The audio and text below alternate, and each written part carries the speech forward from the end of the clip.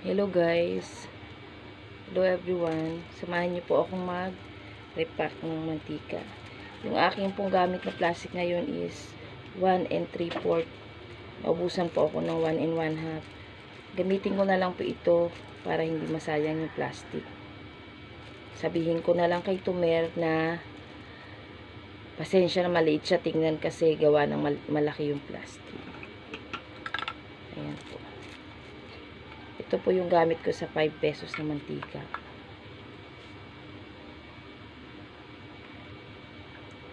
Isang galon na.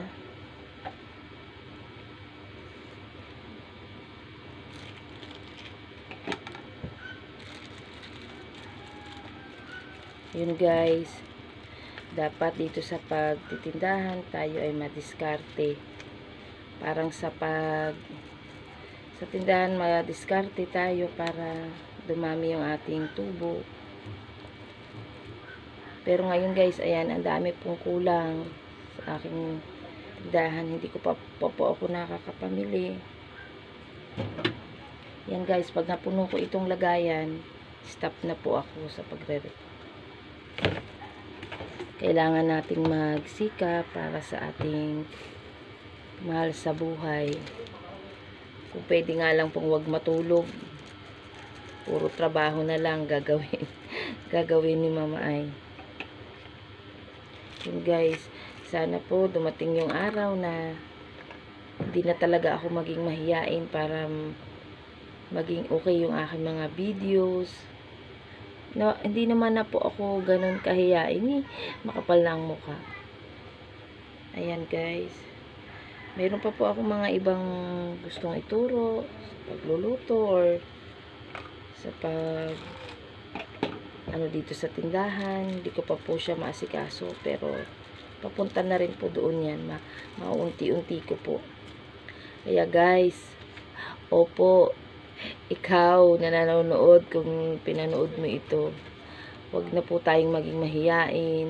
Kung gusto nating kumita dito sa Facebook, sa YouTube man yan, dapat maging tayo, maging confident sa sarili, creative, yung mag-isip tayo kung ano yung ating ibibideo.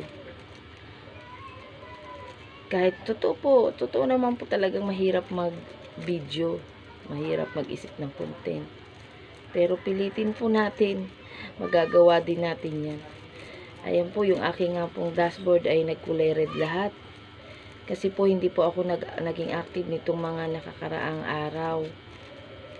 Kaya dapat active lang para manatiling kulay green, kulay luntian yung ating dashboard. Kasi wala po, lahat isa na lang po yung green. Pero feeling ko magiging red na rin siya lahat. Yun, wag po sana nating hayaan na magkulay red yung ating dashboard. Pilitin natin mag-upload. Ang sabi po ni Tibots, mag-upload tayo para bumalik sa pagiging green. Mag-upload tayo ng mag-upload. I-upload daw sa timeline, stories, saan pa ba yun, nakalimutan ko. Basta, tapos after 2 hours, i-share daw natin para daw bumalik sa pagiging kulay green yung ating dashboard. Kaya guys, gagawin ko yun. Kahit mahirap mag-isip, sayang naman po kasi sinimulan na natin, di po ba? Tapos, bigla nating hindi pag-iigihin. Sayang naman po yung ating mga sinimulan kung mababaliwala lang. Pagsikapan natin na kapag-upload, isingit po natin yung ating pag-upload dito sa Facebook para po kumita tayo pagdating ng araw. Sa ngayon, wag muna nating isipin yung pera. Ang isipin natin kung paano tayo magpapasikat kay Boss Meta at tayo ay mapansin, di po ba? Yun lang guys, napahaba na 4 minutes mahigit na. God bless po. Sana po ipalo nyo po ako at ipalo back ko rin kayo.